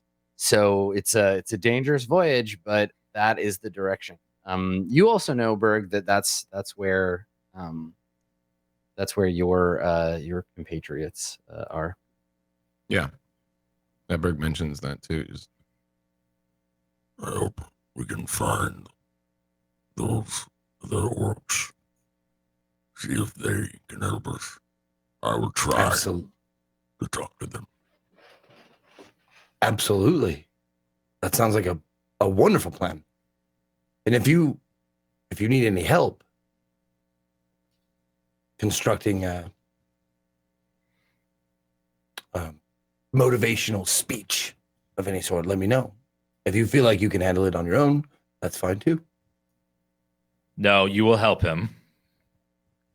I figured that would probably be beneficial. You can help. I don't know how they will treat you, but worth trying. Oh, I think they'll like me, especially since I'm traveling with you, and I'll do everything you say. I'll make it a good show for them, of course. Well, let's go. Nothing more to be done here. All right. So just heading out into the dark streets. And what is your destination? Where are you going? It can be somewhere specific, it can be somewhere general. You can just say like down into the lower city to like ask around. What are you looking for, and where are you headed?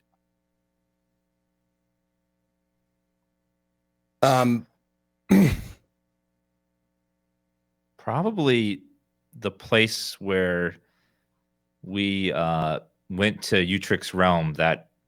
Is that the same like lower? Was that in the lower districts? It was, yeah. It was in a tenement controlled by a dwarf gang down in the lower city. Yep. Probably the tunnel leads down there. Would be the first place we'd go towards.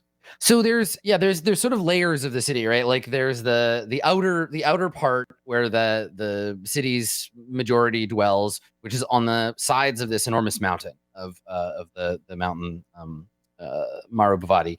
And there's the upper city. There's like the pinnacle where the palace and the fortress and the like rich district, all that stuff's up at the pinnacle. And then there's kind of the middle city, which is like shops and like workplaces and lots of places where people live. And then down closer to the desert floor, and then spreading out onto the desert floor is like the lower city. And then in the mountain, there are caves, tunnels, and other dwellings that are like kind of underneath the city of Brass, but still technically part of it, where there are people who live under there who either can't come out where the sun is because of the unique situation of their species, or because they're like dwarves and they simply prefer to live down there. There are groups of like fire genasi that live down near the base deep under the mountain. So you're headed to the outside of the mountain because this is where the ziggurat kind of like crash landed. When we talk about the lower city, we mean literally closest to the desert, the first place people would come in. So this is sort of down farthest from the temple. So you're basically walking downhill, headed towards this ring around the city, and you just want to head into that neighborhood because like that's just the only place you kind of know. It's the only place like we've been to so far that would have the notion of familiarity with. Yeah, totally. You've been there once, so it's like, okay, well, let's start there. Okay, so you want to head that way. Okay, all right. Yeah. And before we start off, just as a little flavor, I'm going to turn back and I like pray for the first time I've ever prayed before. Like, I don't know how to pray. I'm just saying, like, I put my hands on Salihafa and I say, well, whoever's out there listening, I hope that he finds what he's looking for.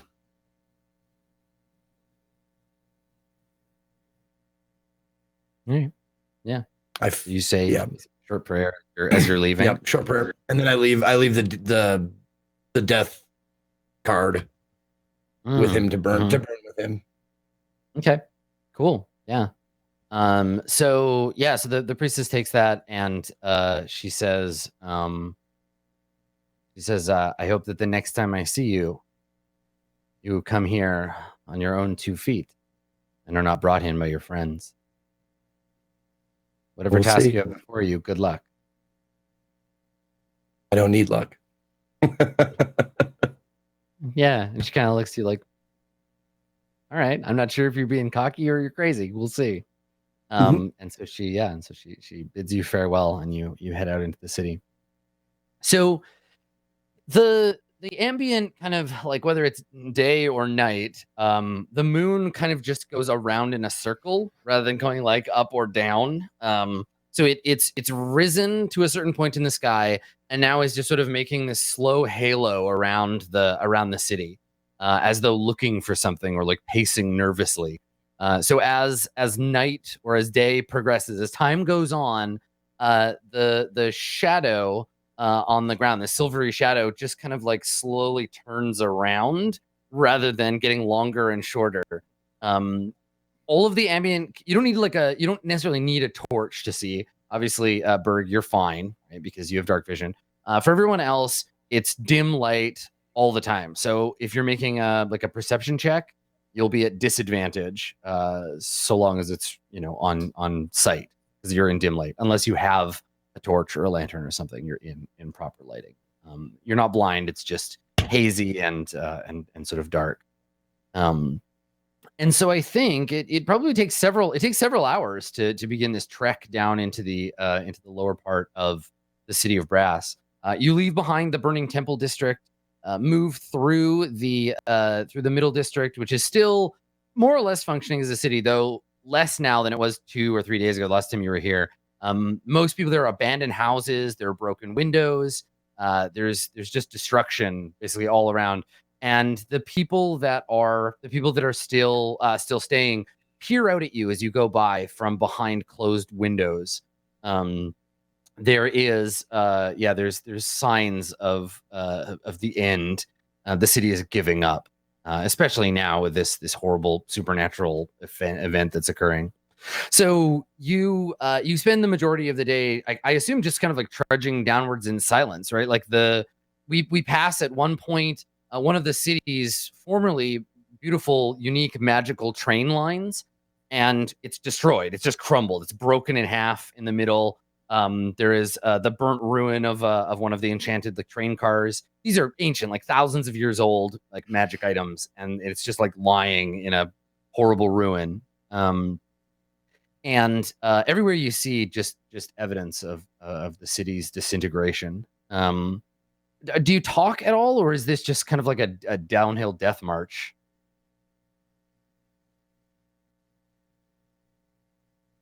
I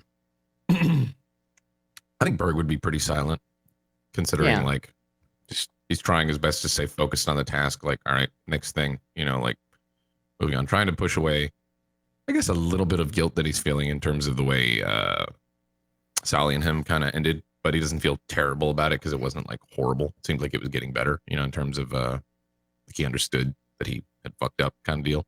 He's just kind of quiet and reflective on stuff, and but he's trying to push those thoughts away, but they keep creeping in as he's trying to stay focused on their next task at hand, which is just to find the orcs. So yeah, that's what's going on in his head. But and yeah, I guess what you see on his face is just kind of like a little bit of like, almost looks like he looks confused, but trying to stay focused, I guess. Mm-hmm. Okay, Kalimat and Ramus. I think Ramus is being pretty quiet since there isn't really time for us to mourn. Like, this silent walk is just like remembering Sully and the start of the journey and all the little moments we had together and our little wizard bros moments at the orc tribe and the wizard tower. Just remembering like how I was fascinated with my magic and just reflecting on Sully's life as I'm walking down. Okay. So mostly just like a long, quiet, reflective time moving through this sort of, whatever the term is for, like, I guess apocalyptic. It's in the middle. You're in the middle of an apocalypse. It's not post-apocalyptic yet. And I think as you get closer and closer to like the lower city, there's more like signs and graffiti and what have you, like warning you back. And I think that you come around a corner into a plaza, and on one end of the plaza is just like an open street that led uphill. This is the main street that you've taken down. On the other side of the street is a great stone archway that used to be part of the last generation of defensive walls of the city of Brass, right? Because we talked about it being like it started kind of at the top of the mountain, and then they grew walls further and further out as the city expanded. So you're on the like fifth wall, the fifth gate, and this is the gate that leads out into. This is the sort of last wall before the desert wall, the wall out at the bottom of the city, and the doors here have been pulled shut and are wrapped both to keep them shut and literally and like magically they're sealed. There is a big length of, Ramus, you recognize it, of like sacred twine or sacred rope. It's like pretty thick, like arm thickness, not Berg arm, but like a normal person's arm, like arm thickness, white purified rope, and it's tied in a ritual knot, holding the door shut. And there are prayer strips that are like pinned or glued up to the door, basically warding off evil. And then a proclamation hammered to the door that bears the symbol of the Aharisa. This is basically saying, like, do not go to the lower city. This part of town is forbidden, both by the Arcana and others. You see that there's a small camp of people gathered around the entrance to this gate. They look like refugees or like the poor and destitute. There are some tents. They're sitting around. There's a campfire that's burning just out on the cobblestone street.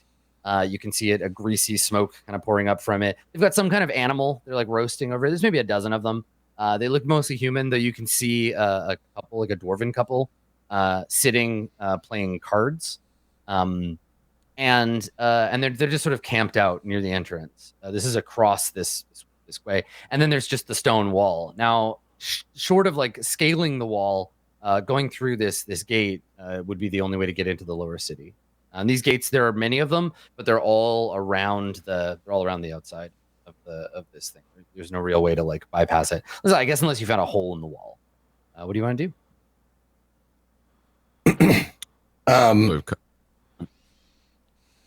I look at the dwarven couple that's sitting there playing cards. Yeah, so you want to approach the little camp? Yeah, I want to approach him, and I say in Dwarvish, "Hello there. Is this a camp just full of refugees?" The woman, or maybe the man, they're dwarves, it's hard to tell, looks up and says in Dwarvish, not even a hello. We don't know you, stranger. And the other one, the man or the woman, puts their hand on a like a knife on their belt and looks at you like, making trouble. I'm sorry, maybe my Dwarvish is rusty. I did not mean to cause any offense. Hello. I'm just curious as to why everybody's gathered outside of a door and not going through the door. That's all. Going through the door? What kind of madness is that? No, we're waiting. We have family on the other side. When we hear them knock, we'll open the door and let them through. We came from down there. It's not safe. What business do you have in the lower city anyway? And as the group of you have approached, I don't know, Berg and Ramus, you're a little further back. You've drawn the attention of some of the human like refugees who are now like eavesdropping and watching. Ramus, you can see now that the animal they're cooking over the spit is probably a dog. And there's a man, bald man with a big scar on his forehead who's just like turning this dog over and over on the spit, like watching it cook. Mm-hmm. So you're waiting for your family to get out of the lower city. Mm-hmm. One of them nods and says, yes, they said they were only a day or so behind us. And we only came through yesterday afternoon. So, and then the priest came,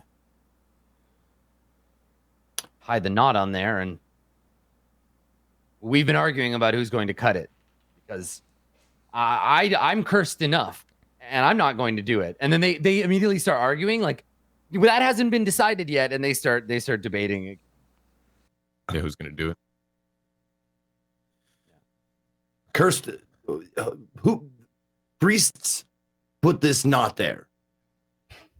A woman speaks up in common. She obviously understands like Dwarvish because she's been listening. But she says in common, she says, "You're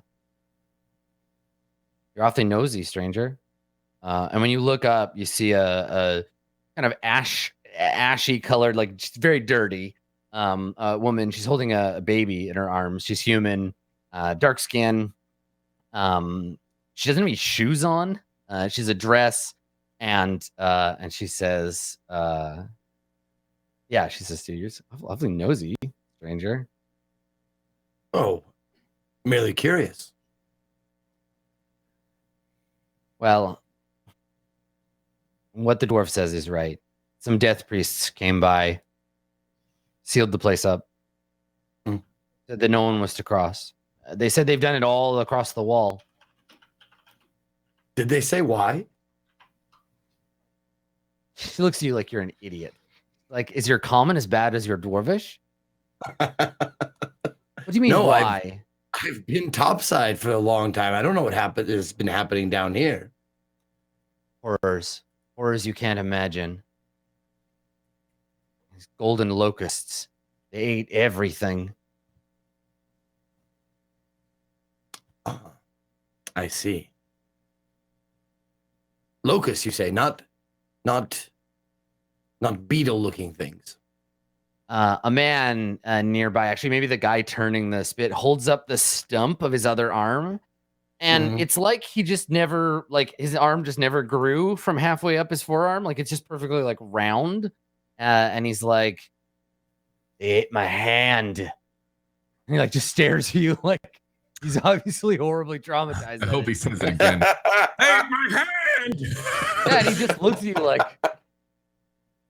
like, like turning the spit with his other hand.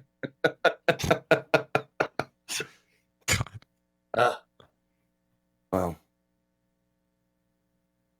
that is horrifying. Thank you. Smells good when you're cooking, though. It's very nice. It's, he nods and he says, "You can't have none. King's mine. Brought him from the lower city." And he's turning it, and you hear a clink occasionally, and you see the collar. You couldn't tell it apart from the rest of the charred meat, but they use this leather collar on, and there's a little like blood sticky tag that keeps flapping every time he turns it over. He just looks at you like, "Can't have none of them." Clink. Clink. That's all right. I'm not hungry. Thank you. So, saying that the lower city is overrun by golden hand-eating locusts. And they all kind of like look nervously at each other. And the woman says, "Well, when you say it like that, it sounds foolish." No, quite the opposite. I mean, I've seen my fair share of horrors up there in a different way. Well, we need to get in there. So I volunteer us to cut the rope. And they all kind of look nervously at each other. Like, make an insight. Actually, you know, everybody can make an insight check if they want, if they're observing this scene. 21. Not bad, not bad. Okay. Let me you said insight? 25. Nice. All right. So what do you got, Mac? Oh, Mac. Oh, I 21? see 25? everything. 3. Okay. So Berg, you perceive everything pretty much just as it is. You see the scene and you hear the words and everything makes sense. Kalimat and Remus, you can tell. So, I mean, what was really going on here was that they were like arguing over who was going to do it because no one wanted to, and as long as they kept arguing and nobody volunteered, no one would have to, and they could just sit here in the status quo and be like, "Yeah, you do it. No, you do it. Nah, we'll decide tomorrow." So yeah, now they look at each other like, "Oh, someone's actually going to do it." So there's a nervousness among the crowd. And the woman says, "You know what that means, don't you? I mean, that's not just rope. Blessed, it's sacred. You're spitting in the eye of the gods. You cut or undo that knot." It's very strange that you say that because it was the gods who put me here. God's put us all here. Sometimes gods don't like each other and they want us to do things against other gods. And we're just merely pawns in the game. So what are you going to do? Your dharma is your own. You go against the will of the Arcana. It's up to you. I wash my hands of it. Well, Ramus, have you seen anything like this before? You know what this is? Oh, yes, I have. It's really bad for one's soul to break this sort of knot. But there are those of us that don't have to worry about such things. If only one such person was here. Too bad. Indeed. Burke's just like looking at him because he like got this like joke. And he's like, You did good, Burke. You did good. I got it. Does it require a spell, or can you just walk up and use a sword and hack through it? It's just rope. It's Yeah, blessed it's literally by- just it's rope. Yeah. It's blessed, but it's a rope. All right. Cut like any other. I will remove it because I don't after want you. I don't want you to risk anything just in case someone up there is watching. Well, that's why you're here. It's Exactly. convenient that you I don't do have the a soul. things that Or the- you guys don't have to worry about doing.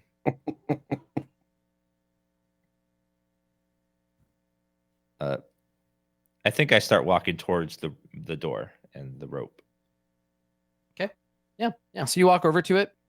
So it's an enormous door meant to be tall enough to allow like a howdah on the back of an elephant to pass through. So it's quite tall. Enormous wooden doors with iron bands. This wall has been here a long time. The door has been replaced several times. And it's shut. The big metal handles you would use, like this would be the kind of door it would take like one person on each one to drag the door open. There's big grooves in the ground where the sort of pegs would sit to hold the door in place. And a fairly delicate and still quite clean white rope has been tied around the handles, just tying this door shut. And that's it.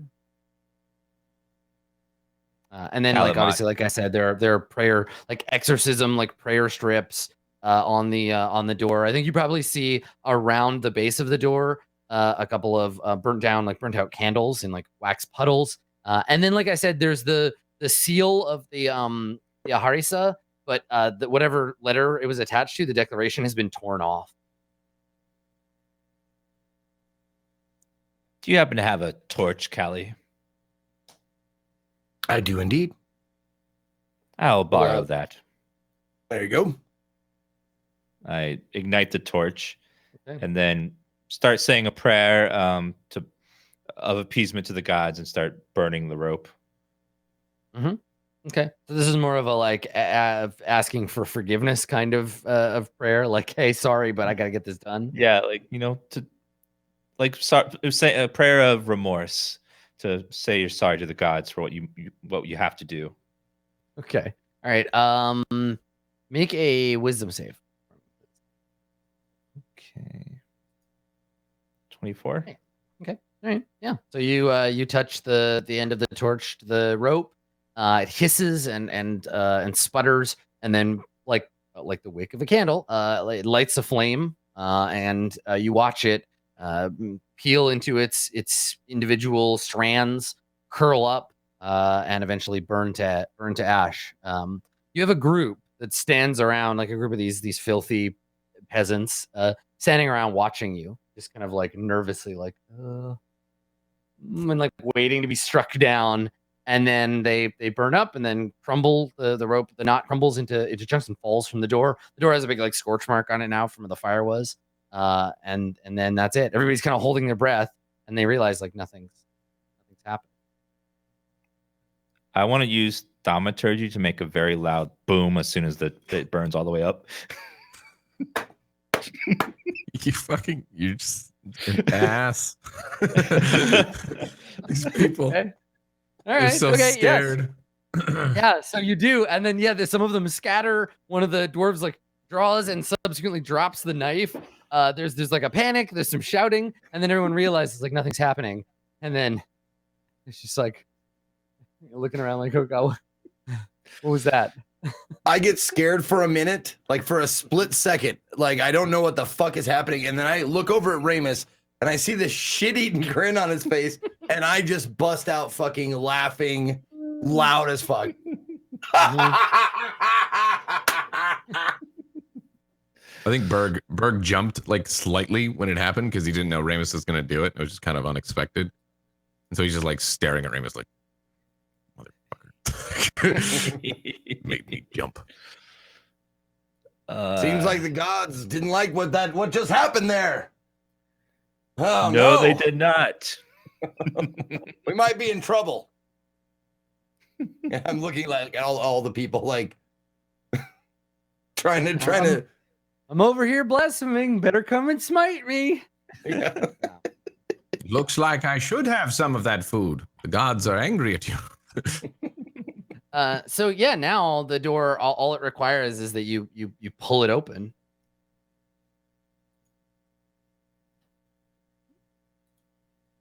Is that what you can do? Well, I walk on over. Like, are there like two like sides that we can both? Yeah. Two people will have to pull on the. doors. Okay. They're big and heavy. Berg will help you. If you like, give you like a motion, yeah. Yeah, no, I actually like look at the door and look at myself and then look at Berg and go, after you, my friend. Yeah, Berg comes over.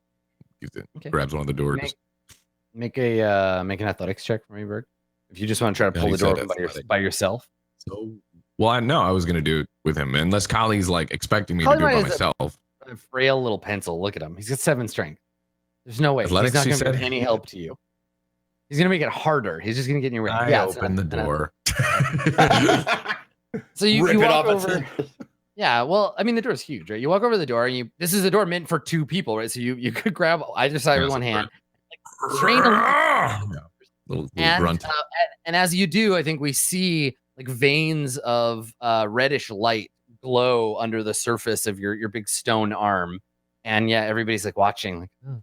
And as the ash from the blessed seal tumble away, you pull the door open, and we see the door swing aside, and beyond on the other side, this is where the really apocalyptic shit begins, because this place has been sealed for several days, and there's been no one outside. So as you pull the door open, the corpses piled on the other side of the door tumble at your feet.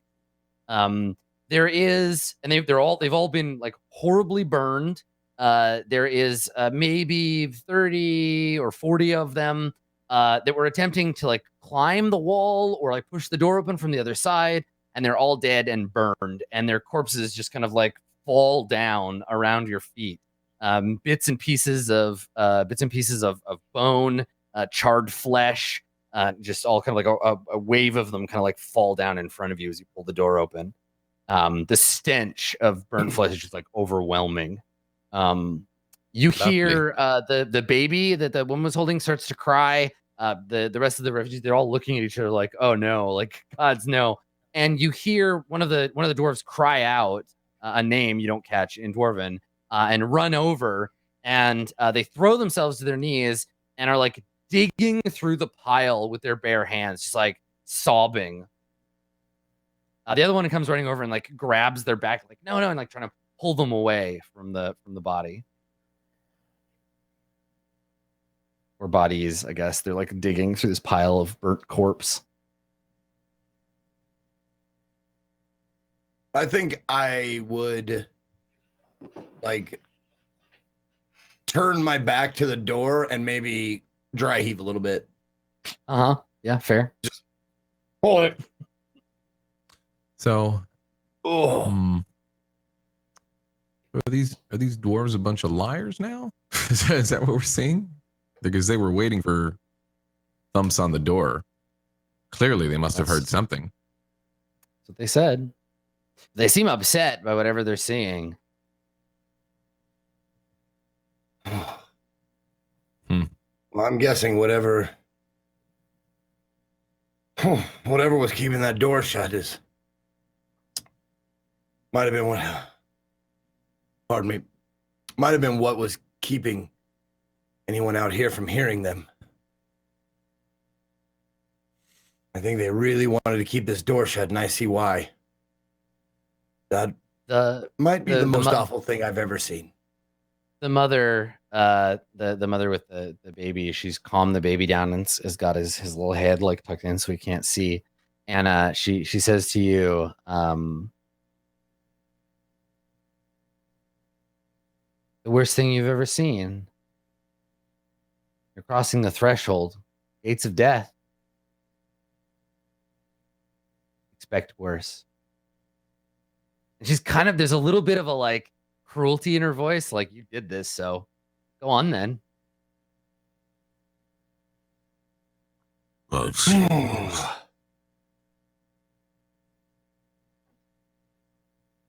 Or just like, let's go then. Do we have to like climb over these bodies? Is that how tall it is? So they've all kind of like tumbled to your feet, so you can just kind of walk through the wreckage. Yeah. It's mostly ash. Ash. I grab a hank of cloth from my backpack and just like tie it around my fucking face and like try and get it like so it's blocking my nose holes. Okay. All right. So the three of you, you push through and you leave. Like it's funny that you were saying before, JP, that there's no hell because these three are basically walking out into it. The city here is a blasphemy of death and fire and rubble, slowly being repurposed from the ground up by these invaders. And I think the last thing that we see before we fade over to break would be the three of them framed in this big open sandstone doorway, heading out into the smoldering ruins of the lower city. And then we fade to black. Cool. Or something. Yeah, right? Yeah. Yeah, that's cool, JP, huh? Yeah, that's cool. All right, we're going to take a quick break. We'll come back and go on the second part here of Roleplay Court of Swords, episode 74. We're one away from 75. I just now realized that. What is that? A lot of shows. What is the 75th anniversary? Is that what jewel is that? Electrum, maybe? That's just stupid. Let's just move on. We'll see you guys after I think the break. on 75, it's just a bunch of that over the hill kind of stuff. We'll just redecorate everything, like you find in like a party shop. Ah, he's over the hill. It's diamond. It's diamond. All right. Well, diamond someone buy me some diamonds for next week's show. That's all I'm looking forward to. It's gonna be great. Did I join on episode 50? Is that right? 51. 51. Okay. Yeah. I think. I can't. Time flies. Yeah. Anyways, we're going to take a quick break. We'll be right back with more Roleplay Court of Swords right after this. We'll see you guys in just a little bit.